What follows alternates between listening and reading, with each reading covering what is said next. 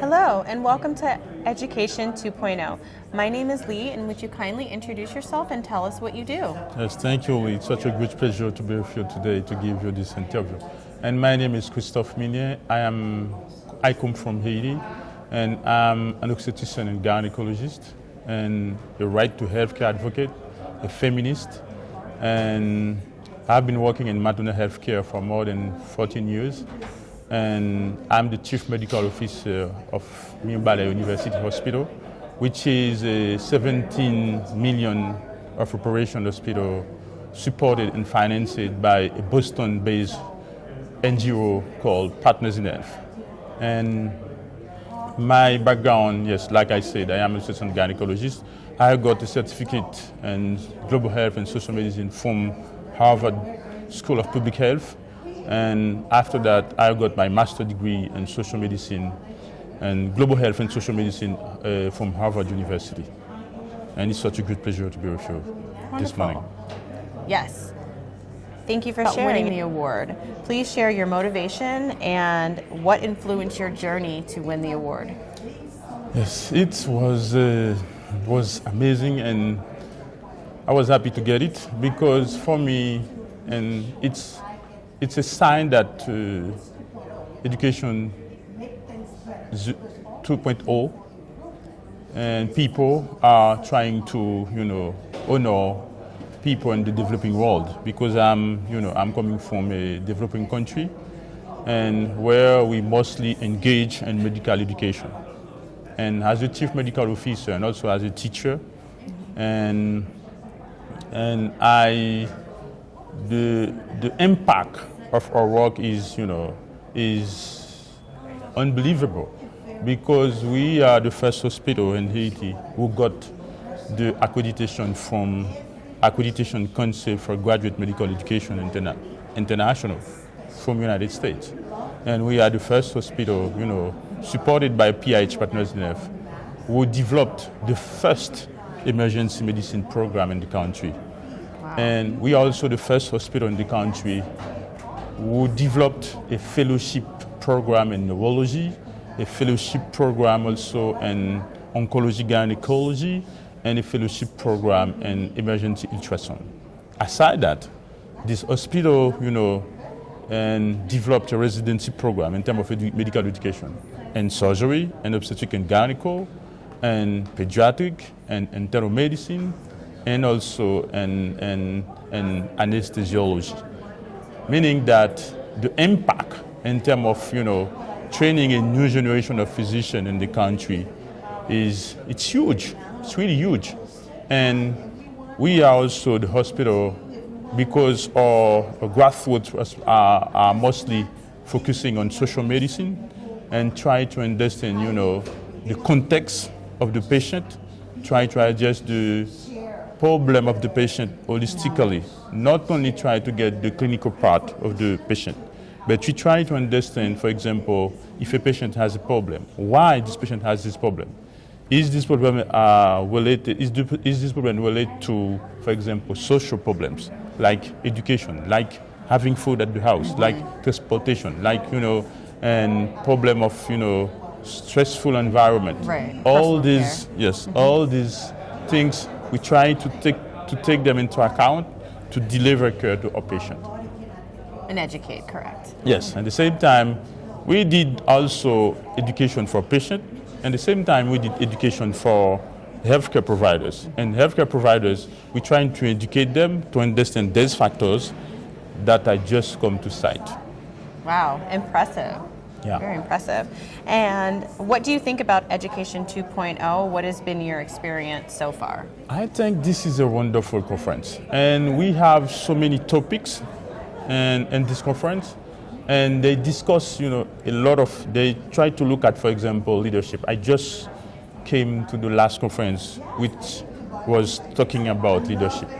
And it's really wonderful, because now we are living in a world of uncertainty, where leadership will be key in terms of, improving life.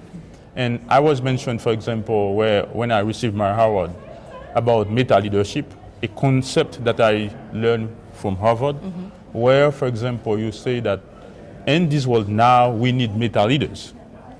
But what do we mean by that, meta leaders?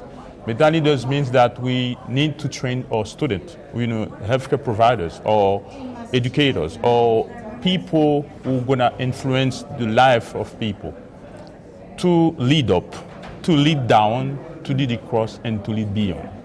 But lead up, that means these students or these people need to lead that in a way that they make people under their responsibility grow. Mm-hmm. And they need also to make sure that people who supervise them grow as well. Right. And they need also to make sure that people aside them grow. That means people in the community. And they need also people go beyond that. That means people out of their community and out of their country to grow. Because by doing that, we will have a better world. Because we know that all people, have the right to get access to basic needs, have the right to get access to healthcare, have the right to get access to education, have the right to get access to, housing, transportation. These are basic things to make sure to make people, have a good life. Exactly. It's important for navigation and growth. Yes. Definitely. And where can we find your company's information and details online? Do share. Yes, you can go to the website. You can write PIH. We go to if you what we call that? The website? Yes, go to the website, World the Wide PIH Web. website, and Google that, and you go to the PIH website. You can see how many things that they have done, because PIH is this NGO is working in more than 12 countries, in Haiti, and Russia, and Peru, and Kazakhstan, and Malawi, and Rwanda. And then they built also the University of Global Health Equity in Rwanda. And I am also a lecturer for this university. And they have done so many good things in terms of, first of all, in terms of healthcare delivery, because the mission is to deliver care for desperate people, for people in desperation, and also to educate a new generation of physicians, and that we have done at Mirebalais University Hospital, and also healthcare providers that they have done also at University of Global Health Equity in Rwanda. And at the same time, they built, professional schools, and they built, and a lot of health facilities, and this is, the work of this institution, are amazing, and and unfortunately, I would like to say a word from my mentor, who brought me to Harvard, Paul Farmer, who was passing away one month ago. Oh, and, sorry.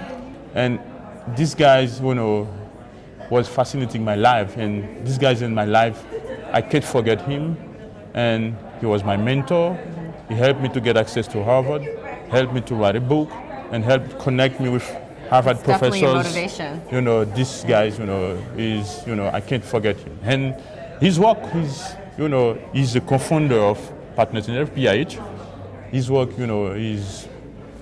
is not unbelievable when you look at the number of books that he wrote, more than 12 books, Wow. and more than 400 articles that he published in well-recognized international journal, and how many millions of people who get access to healthcare because of him, millions of people, thousands of students who get access to education because of this guy, and also we can say, hundreds of hospitals that they build around the world because of this. Because of him. Yeah, because of him. So you said Google PIH. You can see how many things that they Okay, realize. and that's how to find also you? we can get support also from you guys. Okay, and that's Yes. how to find you. Wonderful. Yes. Well, congratulations on winning your award. Thank you for coming and sharing today with me, speaking with me, and enjoy Vegas. And thank you so Thank much. Such you. a good pleasure to have this conversation with you.